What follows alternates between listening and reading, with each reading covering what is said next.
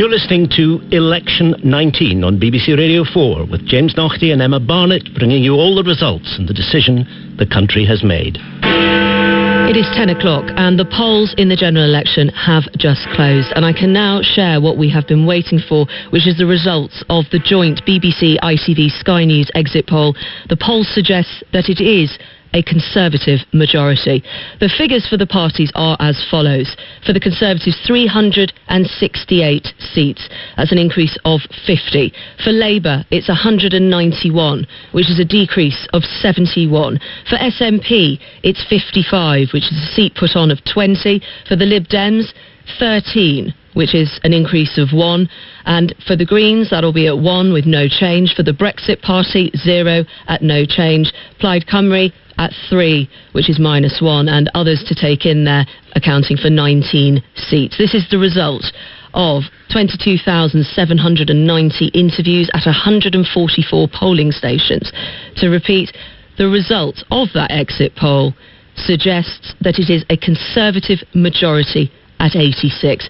Professor Philip Cowley with us here throughout the night and into the morning, Queen Mary University of London, to talk about those numbers, then put them in context for us. What are we looking at?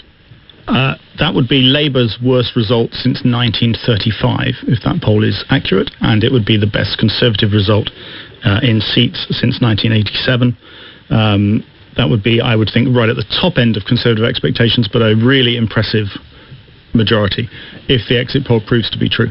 And any further details that you would pull out at this point for people who are just joining us and hearing the exit poll is showing, what is looking like a stonking Conservative majority?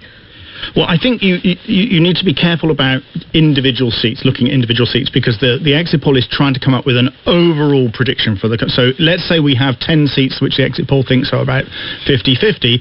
We don't try and predict the individual seats. We just assume that 5 of those seats are going to go Labour and 5 are going to go Conservative. So you have to be very careful with individual predictions. But if you think about some of the parties, the Lib Dems would gain 1 here. The SNP go back almost to a complete clean sweep in Scotland. So you're going to be seeing Labour and Conservative losses in Scotland for that to be true, but made up for the Conservatives by gains, and particularly gains in the North East, the North West and Yorkshire and Humberside. Which is the so-called Labour Red Wall. Now, it's called the Red Wall. It's not a phrase I particularly like. But if you take that phrase, the Red Wall has largely gone. If the exit poll is right, you don't get this sort of outcome without the Labour Party losing seats that it has held for a considerable period.